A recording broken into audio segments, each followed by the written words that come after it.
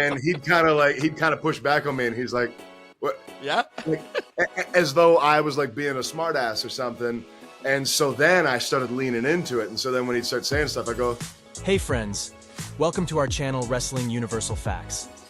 Before WWE Money in the Bank, Knight made a visit to the Ringer Wrestling Show's Cheap Heat podcast and had a conversation with Peter Rosenberg. During their discussion about Knight's wrestling career, he talked about his time in Impact Wrestling as Eli Drake. He explained how that experience had a positive impact on his career, but he also admitted that he didn't think many people were watching the show. Despite this, Knight always tried his best to stand out, whether or not someone from WWE was watching. One of Knight's signature catchphrases is, "Let me talk to you." He said that came about by accident. It started when he was tagging with Brian Cage in 2010, and while they were being interviewed, the interviewee went long with Cage, so LA stepped in with the phrase. He said, "Let me talk to you" kind of happened out of an accident. It was in 2010. I was tagging with Brian Cage at the time, and we were out in California. And the interviewee, we do this show called Mach 1 Wrestling.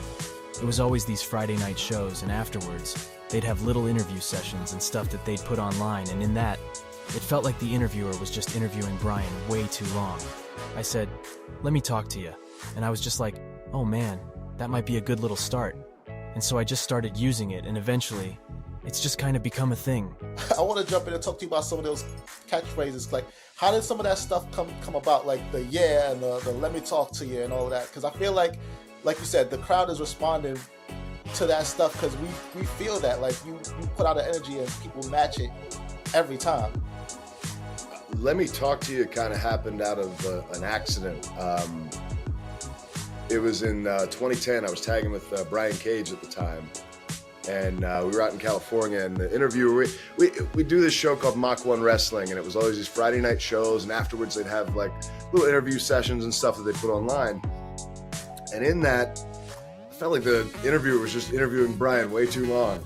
And so finally when they brought I said, "Let me talk to you." And I was just like, oh man, that might be a good start. And so I just started using it, and eventually it's just kind of become a thing. Yeah, kind of happened. Yeah, it was something I just started using walking around the Performance Center the first time around that I was there. I don't remember the exact origin, but I think, I'm pretty sure what happened was like, one of the coaches there would like be telling us something, and I would always just kind of like be like, you know how some people go, I would just be like, yeah. And he'd kind of push back on me, and he's like, "What?" yeah, like, as though I was like being a smartass or something. And so then I started leaning into it. And so then when he'd start saying stuff, I go, yeah, duh. And so it just became a thing. And so people would always quote me at the Performance Center. Back then, for whatever reason, don't know why, randomly I would just go, "Everybody." And now people started saying it back to me. And so when they'd start saying it back to me as we're walking through the Performance Center, I didn't want to say it back to them. So I'd go, yeah. And so fast forward now to TNA. I'm doing Fact of Life as the little talk show I had, and we had the dummy button. And they put me in the studio, and they were like, just say dummy in different ways. And so I was like, dummy.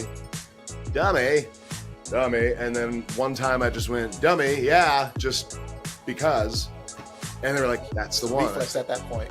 I said, okay, cool. And eventually I just kind of got away from the dummy part, kept the yeah, and here we are.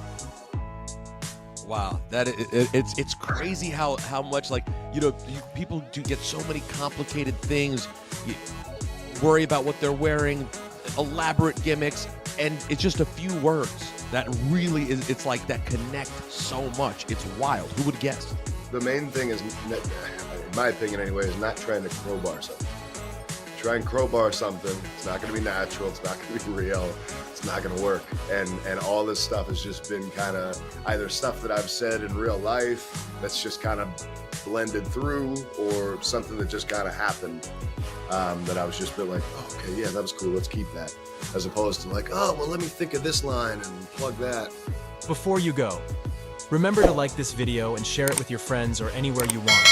And don't forget to subscribe for more thrilling wrestling news updates and fascinating facts. Stay tuned. I'm gonna see you in the next video. Stay blessed.